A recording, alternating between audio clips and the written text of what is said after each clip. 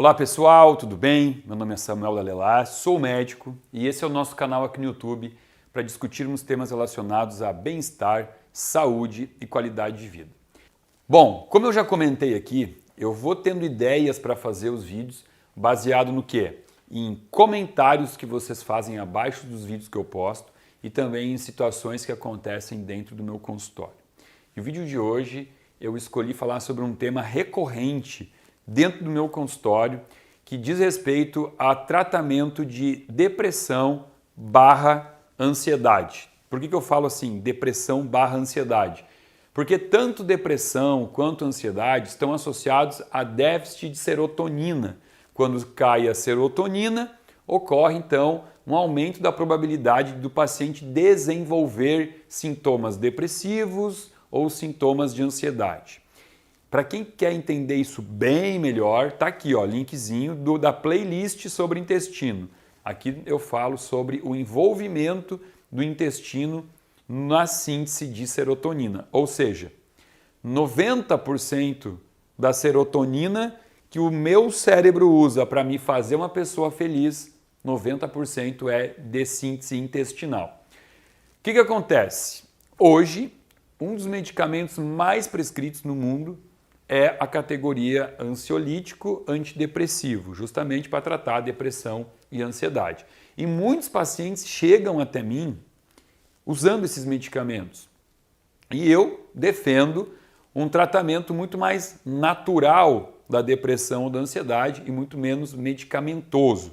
E aí é que entra um conflito e uma pergunta muito comum que é o tema do nosso vídeo de hoje, que é o seguinte: vamos entender a rota metabólica que dá origem à serotonina, tá? Porque serotonina não é um neurotransmissor que você nasce com estoque dele para a vida toda. Não, você tem que produzir diariamente a tua serotonina. E a produção dela começa com um aminoácido chamado L-triptofano. Triptofano. Vamos de novo aqui. Falar e escrever é um pouquinho difícil, né? Triptofano. Bom, esse aminoácido, ele está no alimento, né? Você precisa consumir. Já falei aqui em diversos vídeos, fontes de triptofano, uma das fontes mais interessantes é a biomassa de banana verde, tem muito triptofano. Por que é importante o triptofano? Porque lá no intestino, e aí agora é que entra o intestino, o triptofano ele vai sofrer a ação de uma enzima chamada triptofano hidroxilase, e também os cofatores que aqui vão entrar, vitamina B6, magnésio e vitamina B3. Eu tendo a enzima que faz a hidroxilase, eu tendo os cofatores, o L-triptofano vai se transformar em 5-hidroxi, porque foi hidroxilado, ganhou um radical hidroxil, 5-hidroxitriptofano. Como é que a gente escreve isso? 5-HTP, é assim que ele é conhecido, 5-hidroxitriptofano. Ok, agora então o triptofano se converteu em 5-hidroxitriptofano e ele vai para uma nova etapa onde vai se transformar em serotonina. Ok? Bom, serotonina então, que foi produzida no meu intestino através do nervo vago, vai ir até o meu cérebro, né? Isso vai ser mandado estímulo para o meu cérebro para que eu então conduza a sensação de bem-estar, plenitude e felicidade. Então agora a gente, isso aqui intestino, tá? Agora a gente vai sair do intestino e vai vir para o nosso cérebro. E aqui a gente vai entender que uma condução de felicidade, bem-estar, ela precisa de feixes de neurônios. Vamos desenhar aqui. Vamos botar aqui, ó. Isso aqui era para ser um neurônio. Obviamente que o Fernando sempre tem um neurônio bonito aqui para nós, né? Bota aí, Fernando, ó. Olha aqui, ó, ficou mais bonito, né, gente? Mas vamos voltar para o meu desenho aqui, ó.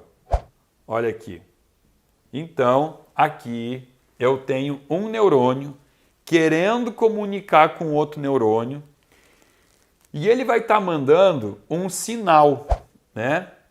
Um estímulo de felicidade que não vai acontecer, porque entre esse neurônio e esse outro existe uma coisa chamada fenda sináptica, que é um espaço que impede que um neurônio converse com outro. Então, se esse neurônio está querendo conduzir o estímulo de felicidade, aquele tranca, não existe propagação desse estímulo. E aí você não vai ser feliz, você vai ser triste.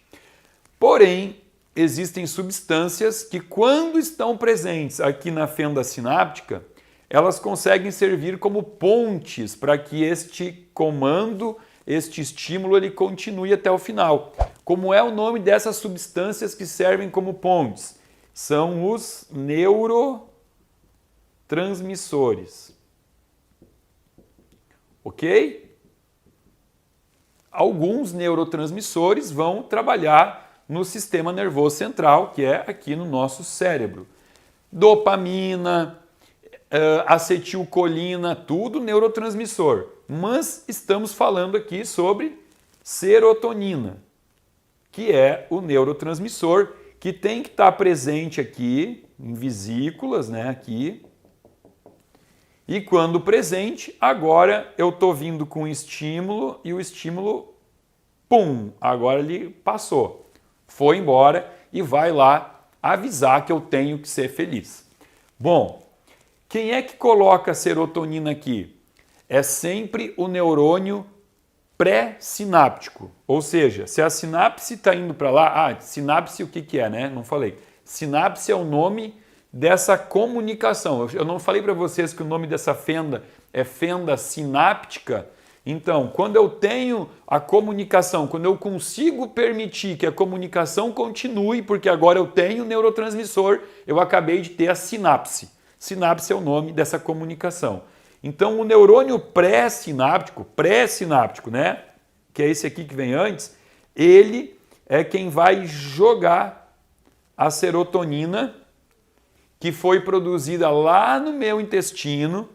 Ele vai jogar aqui nessa fenda e depois ele vai recaptar. Então ele joga e imediatamente ele recapta. Joga e recapta.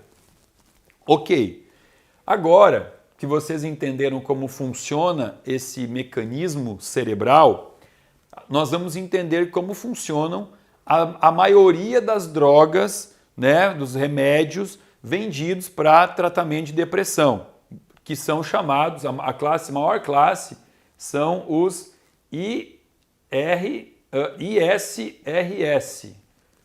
inibidores seletivos da recaptação de serotonina. Inibidor seletivo da recaptação de serotonina. Tem outros que não são seletivos para a serotonina, que já são classe dobrada, né? Que ele é inibidor da dopamina e da serotonina. Mas os primeiros antidepressivos que vieram para o mercado, e talvez até hoje os mais utilizados, são esses aqui. Vamos dar um exemplo desse aqui, a própria fluoxetina. A fluoxetina é um medicamento que faz parte do grupo dos ISRS. Então, olha como é que funciona uma fluoxetina. A fluoxetina, ela vai inibir a recaptação, ou seja, o neurônio pré-sináptico bota aqui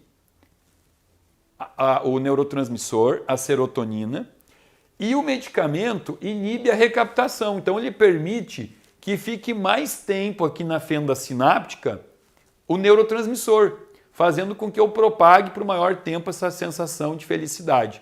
Até aí está tudo certo, está tudo bem inteligente. É inteligente pensar assim. Agora, pensa comigo.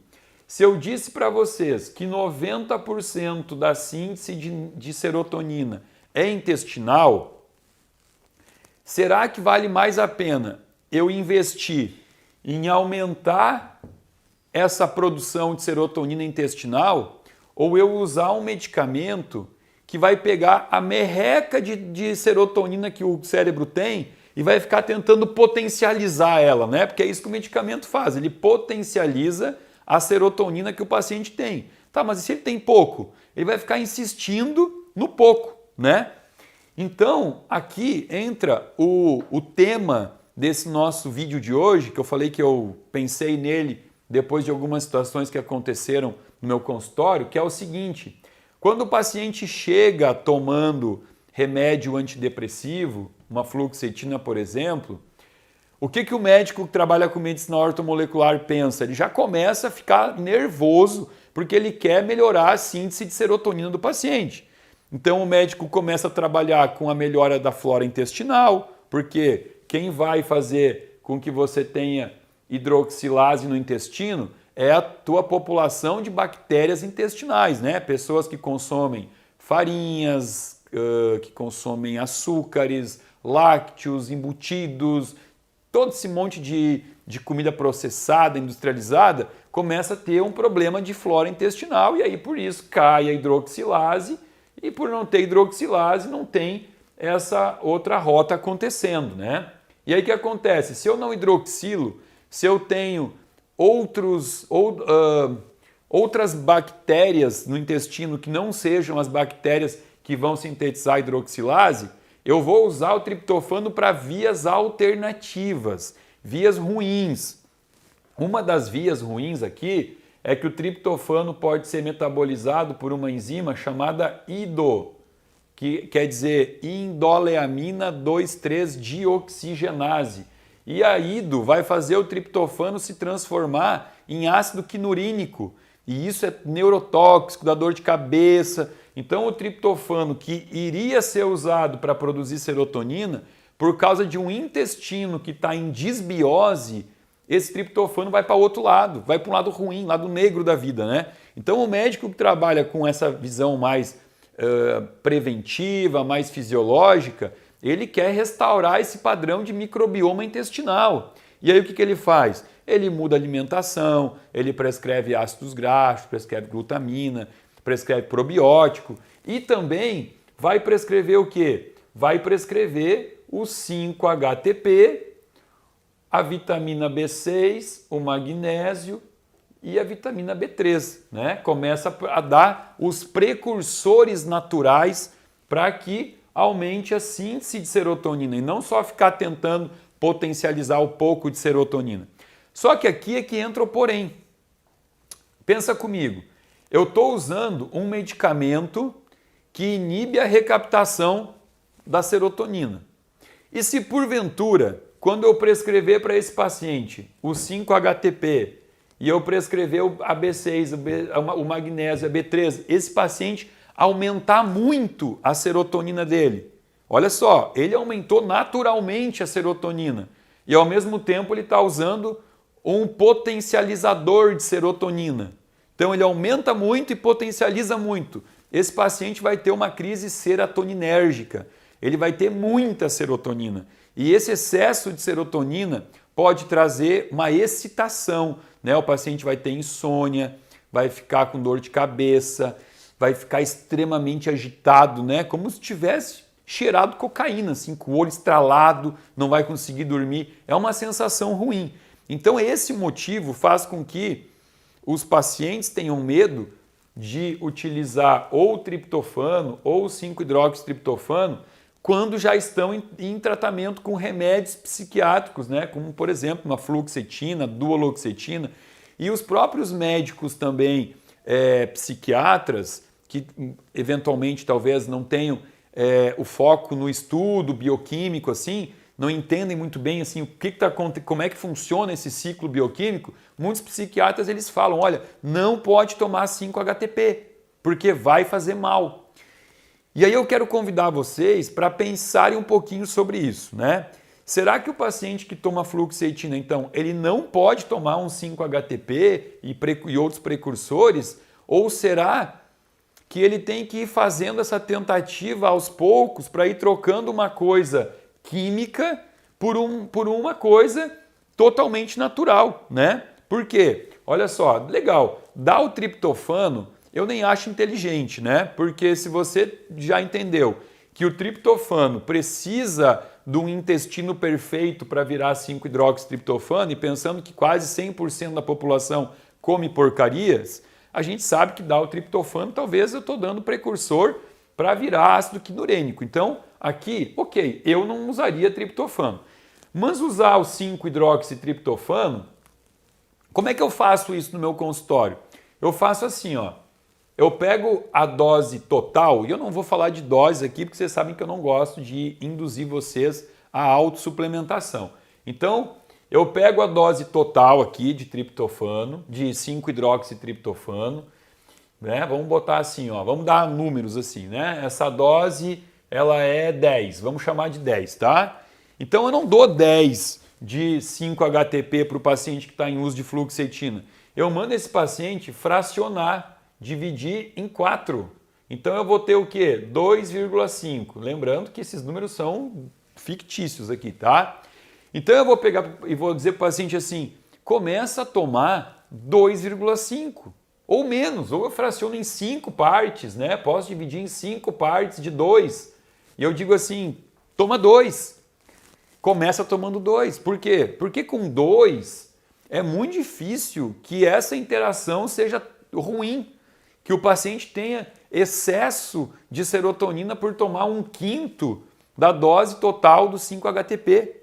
E aí depois de uma semana, 10 dias, eu falo ao paciente, aumenta a dose. Ao invés de tomar 2, agora você toma 4. Dobra a dose e veja como você se sente. E depois de mais uns 7 a 10 dias, aumenta a dose. Vamos para 6, para 8, até chegar em 10, aos pouquinhos. Se o paciente chegou em 10 e ele não sentiu nada de ruim, legal, se adaptou. Eu ainda espero um tempo, continuo mudando a alimentação. E agora, como eu estou dando todos os cofatores para aumentar a serotonina, depois de um tempo, eu falo para o paciente, bom, agora vamos tentar ver se você ainda precisa de toda essa dose aqui do teu remédio, que eu estou usando como exemplo a fluoxetina, né? Tem outros, mas a fluoxetina aqui, por exemplo, o paciente vai estar usando 20 miligramas, agora depois de um tempo já se adaptou, já está tomando toda a dose de 5-HTP, está tomando vitamina B6, magnésio, B3, legal, vamos tentar diminuir para 10 miligramas a fluoxetina. O paciente ficou bem, dá mais um tempo. Usa 10 miligramas, depois de um mês ou 2, vamos tentar diminuir para 5 miligramas. Vamos ir tentando desmamar o medicamento, né? Tá, Samuel, mas e se aqui, quando você estava introduzindo o 5-HTP, você deu 2, né, 1/5 de dose e o paciente tolerou. Você deu 4 e o paciente tolerou. Você deu 6 e o paciente teve esse sintoma de excesso de serotonina. Ele teve uma dorzinha de cabeça, ele não dormiu bem. Aí o que a gente faz? A gente diminui para 4 de novo? Não. Aí é um sinal que eu já estou com 6 aqui, eu já estou conseguindo promover tanto aumento de serotonina que o remédio já não precisa ser mais na dose total. Então, ao invés de eu baixar o que é natural, eu vou baixar o que é químico. Então aqui no 6 que esse paciente teve um certo desconforto, eu já faço meu teste no consultório. Eu diminuo de 20 para 10 o remédio químico. E quase sempre isso já faz o paciente ficar estável. E ainda eu consigo continuar aumentando aqui. Entenderam? Então, eu quero o recado, né, o objetivo do vídeo de hoje é entender assim, ó, não é contraindicado. Não existe interação que contraindica o uso do 5-HTP com remédios psiquiátricos, desde que exista um profissional capacitado, obviamente aqui tem que ser um médico, né? Porque a gente está falando sobre medicamento. Muitas vezes eu digo aqui para vocês que pode ser um bom nutricionista, mas agora não, né? A gente está falando de medicamento. Então, um profissional médico que tiver conhecimento em bioquímica, ele consegue ir fazendo essa transição para poder trocar o que é medicamento sintético e permitir que o paciente venha cada vez mais para esse lado aqui do natural, tá? Isso é extremamente importante, por quê? Porque não é legal criarmos uma relação de dependência de um medicamento, sendo que talvez não seja necessário, né? Porque se eu conseguir fazer essa troca, é porque não era necessário eu ficar usando remédio. A gente pode muito bem fazer o paciente se sentir bem, se sentir curado ainda desses sintomas, com uma boa alimentação, com uma suplementação adequada. E claro, né, em relação a essa questão de depressão, ansiedade, é muito importante sempre enaltecer a atividade física, porque a atividade física também estimula outros neurotransmissores, né, como por exemplo a endorfina, que dá uma sensação de felicidade. A endorfina ela é antidepressivo, é um hormônio antidepressivo. Então, também, no meio de todo esse processo aqui, conversar com o paciente, expor para ele a necessidade de ele começar a fazer uma atividade física, por que não diariamente, né? Porque se ele toma fluoxetina todo dia, por que ele não pode então fazer uma atividade física também todo dia? Tá bem? Bom, então esse vídeo, o recado é dar essa informação, tá? Podemos sim fazer um tratamento químico ser revertido para um tratamento natural, desde que o paciente, obviamente, queira fazer isso, né? Isso não é uma escolha do médico, é uma escolha do médico e do seu paciente, e o paciente tem que estar disposto justamente porque ele vai ter que modificar hábitos, né? Os mesmos hábitos que fizeram com que o intestino dele sofresse alterações de microbioma, de flora intestinal, e que, em consequência disso, o triptofano ele começou a diminuir a sua conversão em serotonina. Esses hábitos todos têm que ser revistos e modificados, porque senão, obviamente, né, se não mudar os hábitos, nunca mudaremos a doença. Entenderam? Bom, quem gostou, dá um likezinho, compartilha esse vídeo com os familiares aí que você sabe que sofrem de ansiedade, que sofrem de depressão. Se você ainda não está inscrito no canal, por favor, se inscreva, aciona o sininho para receber aí o comunicado dos vídeos novos toda segunda e sexta-feira aqui no canal, tá bem? Abaixo do nosso vídeo tem um link onde você pode se inscrever para fazer parte de um grupo VIP de pessoas que recebe conteúdo exclusivo toda semana aqui no nosso canal. Fica aqui o meu muito obrigado. Zero edição.